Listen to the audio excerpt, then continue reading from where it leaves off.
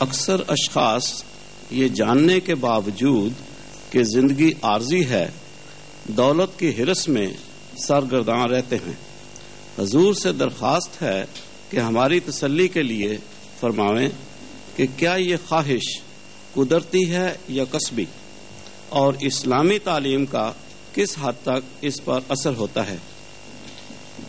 آپ کے سوال میں ایک بنیادی غلطی آپ نے لفظ باوجود استعمال کیا ہے، حالانکہ اس کی وجہ سے اور زیادہ تمنا ہونی چاہیے۔ زندگی عارضی ہے تو ایک یہ بھی گھبراہٹ ہو جاتی ہے کہ تھوڑے وقت رہ گیا، جتنے کما لو کما لو، اور اس کے بعد کسی نے کیا پوچھنا ہے پھر، تو اس کے نتیجے میں بھی تو ہو سکتا ہے۔ واقعہ یہ ہے کہ انسان کی زندگی خواہ عارضی ہو، خواہ 10,000 سال کی ہو یا اس سے بھی زیادہ، قرآن کریم نے اس مضمون پہ پہلے ہی روشنی ڈال دی ہے کہ تمنا مزید کی یہ انسانی فطرت میں داخل ہے، عمر کے لحاظ سے بھی، دولت کے لحاظ سے بھی۔ اللہ تعالیٰ عمر کے متعلق فرماتا ہے کہ کتنی بڑی ہم تمہیں عمر دے دیں پھر بھی تم یہی کہو گے کہ ابھی اور بھی مل جائے تو ٹھیک ہے۔ اور انسان کا یہ حال ہے کہ اگر ایک وادی سونے سے بھری ہوئی اس کو مل جائے تو وہ اور کی تمنا کرے گا، ہرس اس کی پوری نہیں ہوتی۔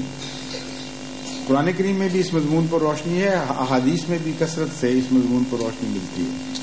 اس لیے یہ فطرت کا معاملہ ہے، انسانی فطرت میں مزید کی تمنا خدا نے رکھ دی ہے، اور یہ تمنا اس کی ترقی کی خاطر رکھی گئی ہے۔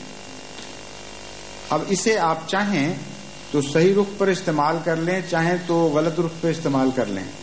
اگر یہ موٹو فورس ہوتی نہ تو مذہب بھی نہیں پیدا ہونا تھا۔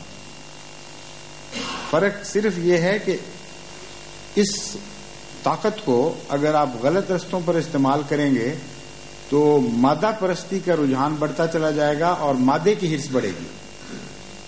اگر اس کو صحیح رخ دے دیں گے تو پھر روحانی دولت کی اور علمی دولت کی، اللہ تعالیٰ سے قرب کی تمنا، یہ بڑھتے چلے جائیں گے، ان کی ہرس بڑھتی، ان کی خواہش بڑھتی چلی جائے گی۔